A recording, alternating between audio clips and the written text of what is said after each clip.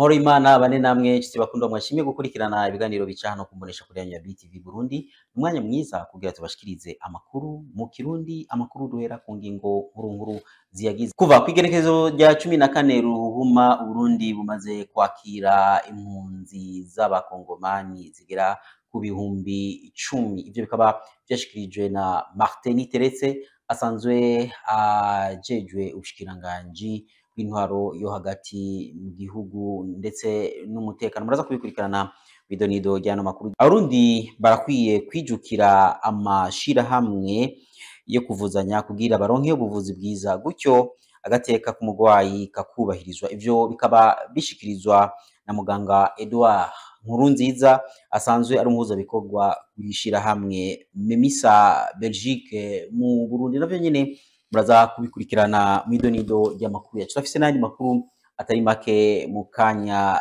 nido y'amakuru yacu.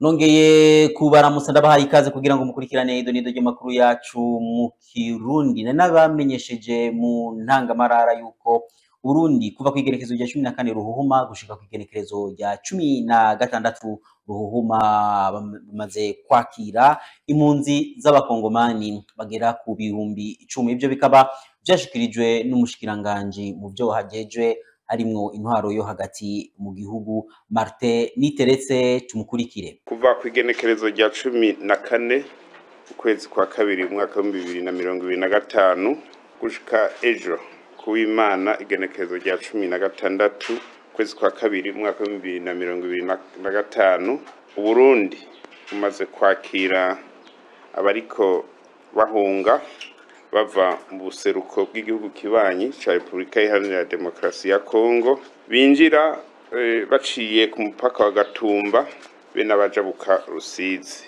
Bose hamwe bageze hafi ibihumbi 10. Abo bahunga baca nkuko nabibabwiye ku mupaka uzwi wa Gatumba muri komine Mutimbuzi, canke bakajabuka baciye ku ruzi Rusizi mu bice bimwe bimwe by'intara ya Bubanza n'intara ya Cibitoke.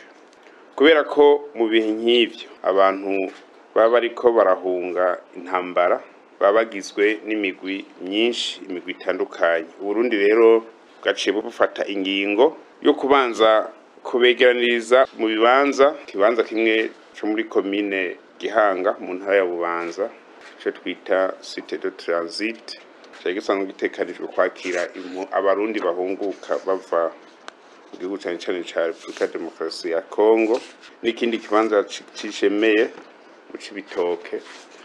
Tubeganiza muri ivyo bibanza rero cyane cyane kugira habe isuzumwa n'umwidondoro wabo bene wacu babahunze bavuye mu gihugu ca Kongo. Umwe wese tukamenya umwidondoro wiwe, maze havangurwe abasoda baba barimwo n'abasivile, abagwaye cyangwa bafise ibindi bakeneye vyihuta nk'abakenyezi bafise imbanyi n'abana, babone kubandanya babafasha neza kugira ntihave hagira izindi ngwane bagira, kandi bashitse mu gihugu kibanyi, igihugu gisanzwe cakira abantu abanyamahanga mu Rwaneza.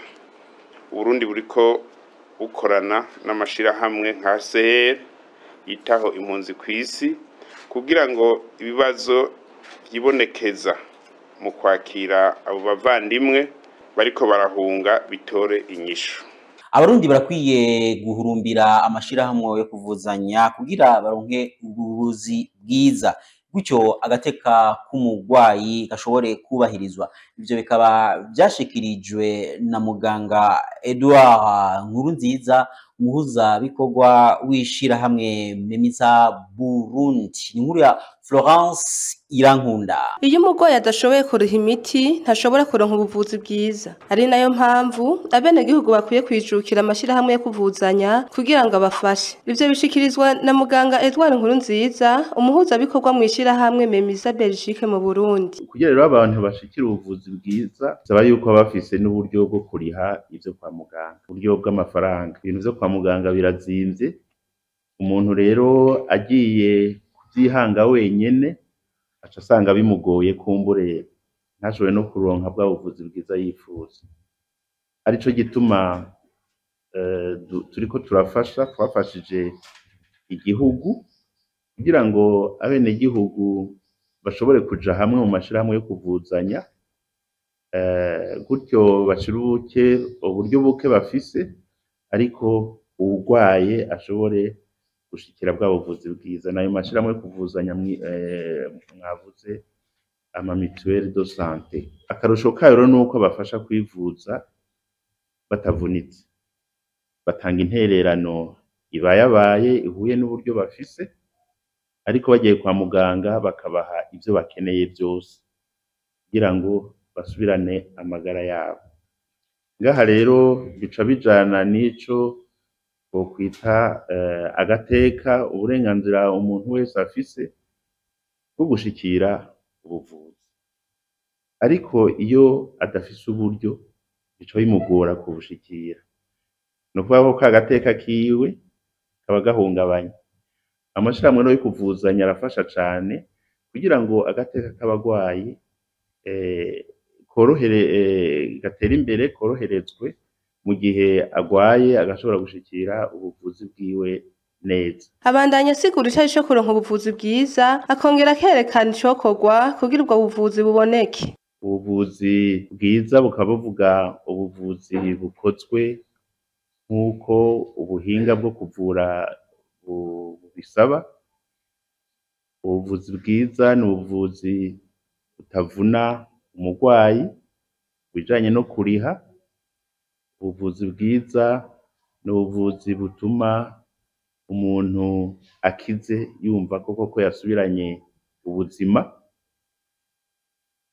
Aha rero bigaca bisigura yuko hakorwa ibintu bitari bike. Bisaba yuko mu mavuriro baba bafise ibikoresho bikwiye, bigasaba ko baba bafise abakozi bakwiye, bigasaba ko baba bafise imiti ikwiye, eka koko bagashobora gutanga ubuvuzi bwiza. Naho biruko mu Burundi haracari agahaze kugira ngo umurwayi aronke ubwo buvuzi bwiza. Haracari ikibazo c'imiti. Ivyo si ibintu tuvuga dushikuzanira ngo abaja kwa muganga, ivyo vyose barabibona kandi nka twebwe turi muri ico gisata dukorana n'abenegihugu, turavyumva turabibona, nubwo tugerageza gufasha nko mu mavuriro dusanzwe dukorana. Mwomenya ko amashirahamwe yo kuvuzanya amaze gushika mu makomine 109 mu makomine 119 agize igihugu. Indimu zisigaye ziri akayobera bahinga mu masoko atandukanye ngaha mu gisagara ca Bujumbura. Abesha makuru bacu ba BTV bagiye hirya no hino mu masoko atandukanye barabaza uko vyifashe. Inkuru twateguriwe na Joyeuse Ngabire. Ikena ry'indimu ngo bivana n'igihe zereyeko, nayo kuba ari ntonto zivana n'ubwoko bwazo, nk'uko twavyiganiwe n'abadandaza b'indimu bo kw'isoko ya Jabe. Kuzimba kw'indimu bivana n'uko ziba ziteze. Hariho amezi usanga ata ndimu zihari, mugabo nk'ukwezi kwa mbere, kwa kabiri, ukwezi kwa gatatu n'ukwa kane indimu ziba zitanguye kuboneka. Rero uravye nk'ubu ziriko ziraboneka kuko ziriko zirera, muga mu mezi aheze n'ukuri indimu zari zizimvye. Nk'iyi ndimu yarigeze ku 1500. Ego indimu isumba ngaha naho twayigurisha amahera 2000. Urumva yuko yari izimvye, ariko ubu ziriko ziraboneka. Iyi ndimu imwe turayigurisha 500. Iyo zinjiye cane hoho hari n'igihe tugurisha 2500. Rero hari ubwoko bw'indimu z'ikirundi usanga zifise amazi, kandi kenshi usanga zisa na vere naho iba ari ntoya ibifise amazi.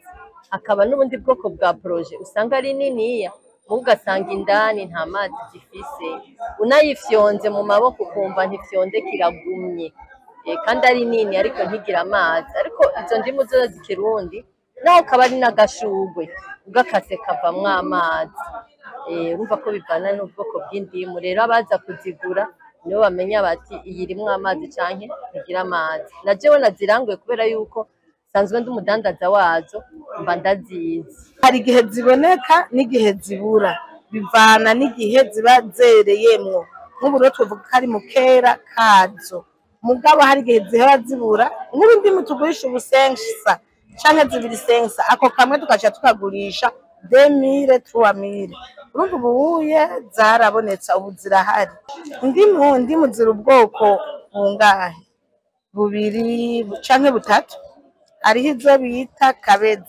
kabezi kenshi usanga zirimwo amazi kenshi n'izindi usanga ziva ngaha nyene amaja ngaha imbo mu kiyaya c'imbo izo oye si kenshi ziba zirimwo amazi Mwomenya ko ikena ry'indimu rimaze igihe kinini ryibonekeza nayo bivugwa ibiti byavyo byafashwe n'ingwara y'ukuma bigatuma indimu zitama.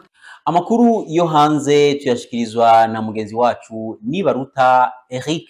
Kuva kuri wa gatanu heze Papa Francisco agwariye mu bitaro i Roma nkuko byerekanywe n'urupapuro rwiwe rwo kwa muganga. Urwo rupapuro rwerekana ko amagara yiwe atifashe neza nkuko bivugwa na leta ya Vatikano. Umupapa w'imyaka 88 akaba azoguma mu bitaro gushika kuri uyu wa 20 Ruhuma 2025 nkuko urupapuro rwo kwa muganga rubyerekana. Ibipimo byakozwe byerekana ko muri iyi minsi n'uyu munsi agwaye ingwara yo guhema nabi. Vatikano iravuga igenekerezo azovira mu bitaro nyezina ariko agwariye ijemiri i Roma mu gihugu c'Ubutaliyano. Ariko ejo haheze hemejwe ko ibiganiro vyahora biba buri wa gatatu w'indwi yahagaze kubera ubwo bugwayi. Mu gatondo usanzwe avugira icicaro gikuru i Roma Matteo Bruni yavuze ko ubuzima bwa Papa buriko buratora mitende kuko yazinduye arasoma ibinyamakuru. Nubwo biruko mwomenya ko ejo ku mugoroba bari bavuze ko ubuzima bwiwe buriko buramera nk'ubutora